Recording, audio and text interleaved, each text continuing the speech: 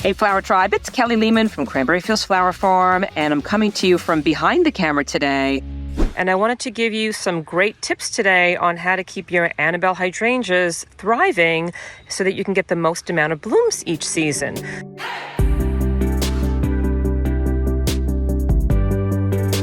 So these are my Annabelle Hydrangeas. They're also known as smooth hydrangeas, and these tips are also good for incredible hydrangeas and any other kind of smooth hydrangeas that you may have in your garden. So this is what my Annabelle Hydrangeas look like, and it is the end of May, and I'm going to give you 5 tips to let you know how to keep them looking as spectacular as possible. So the first thing that I do is I make sure that I do a lot of weeding in the beginning of the season, because if you get those weeds while they're small, it's going to save you a lot of heartache later. So I got rid of most of the weeds that are around the base of the plant.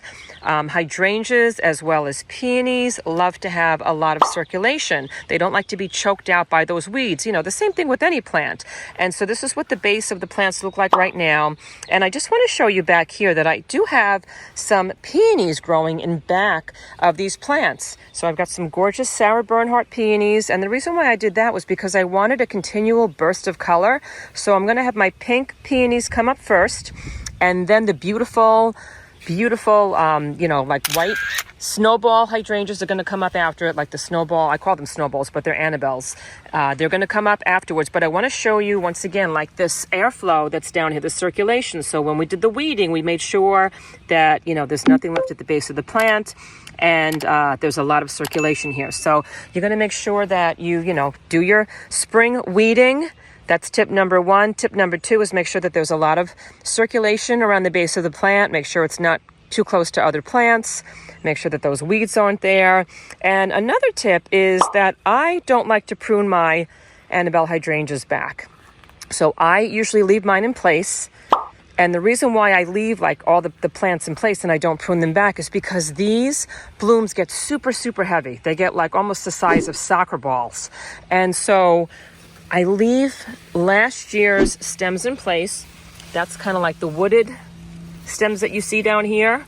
And they provide for a great framework and base to support all those new stems, because the new stems come from, the ground, and they're really long. I mean, look how long the stem is. It's super long. This stem is probably about, I'm pulling it back right here.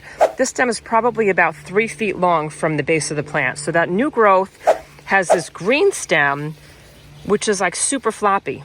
And this green stem is going to have a giant soccer ball size bloom on it.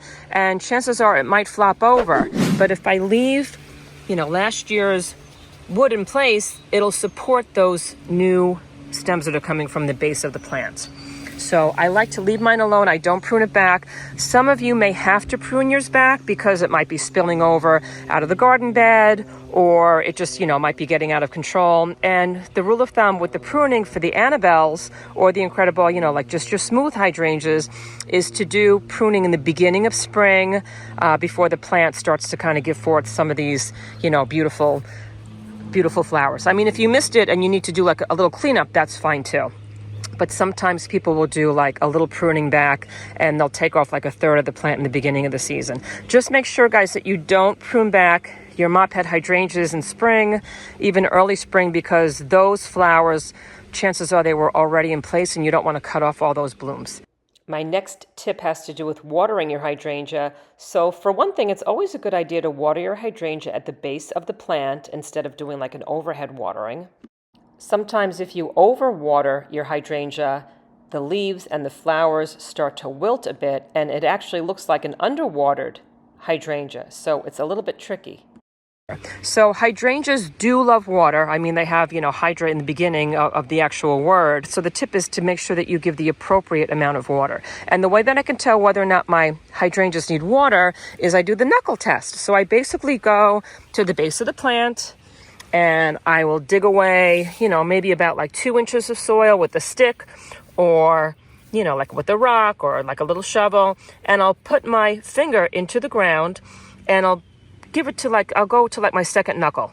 And if the soil down there when I'm touching it feels dry, I know that my hydrangea needs water. And if the soil down there is wet, it means that the plant's doing fine, it has enough water, and I don't want to waterlog it. So make sure that you give the appropriate amount of water to your plant. You also want to make sure that your hydrangeas are getting enough sunlight. So these guys back here get between, I say they probably get about 8 hours of sunlight during the day. But then what's really nice, they wind up getting some afternoon shade from a lot of these trees here. Most smooth hydrangeas prefer morning sun and afternoon shade. But if you only have a spot that, you know, is a little more shady than that, you'll probably wind up getting just fewer blooms, but they'll probably still bloom. And let me show you what I mean by that. So these guys get a lot of sun. They probably get, like I said, like that 8 hours worth of sun. And so they're giant, but you can tell as you go down the line, the ones over here have a lot of shade on them. So it's not just that dappled shade. I mean, it's a lot of shade. But hey, they're still coming up. So I would say that these hydrangeas are, you know, a little bit smaller than the middle ones, but they're still going to give me bloom, just not as many, and the blooms might not be as big, but they're still beautiful. So, you know, try it out. You know, like everybody's garden is different. So the amount of sunlight that your flowers get is going to make a difference in their bloom size and how many blooms that they get. This is what my Annabelle Hydrangea look like in June. They're this gorgeous white snowball looking fluffy flower. I really adore this plant. It's so easy to grow. These have been in this side of the garden for, I think, about, I'd say like 10 years. So this hedgerow's been here for quite a long time. I put them in the ground, they got established, and I have to say I neglect the heck out of this garden row, and they come back year after year. So I highly recommend growing Annabelle. I also love growing Incredible smooth hydrangea from Proven Winners because they have a very similar look, very similar nature, except the stems are even stronger. So they're kind of like the newer kid on the block, and they have stronger stems. Thank you so much for joining us in this video, and please say hi to us over on my Cranberry Fields Instagram page. You can also find us on TikTok, and I made a whole bunch of podcasts for you. You can find those wherever you listen to your podcast. And please also let me know where you're viewing this from in this great, big, beautiful world. I love to see how our flower tribe is growing around the globe each week. Also check out our Kelly Lehman's Flower Tribe Facebook group because there's thousands of gardeners from all over the world, and they're asking and answering loads of garden questions over there. And know that YouTube has allowed me to have a super thanks button attached to this channel. And if you'd like to buy us a cup of coffee or let us know if you appreciate these videos, that would be terrific. Or you could just give us a like or a comment below. I would appreciate that. And I will see you guys in the next video.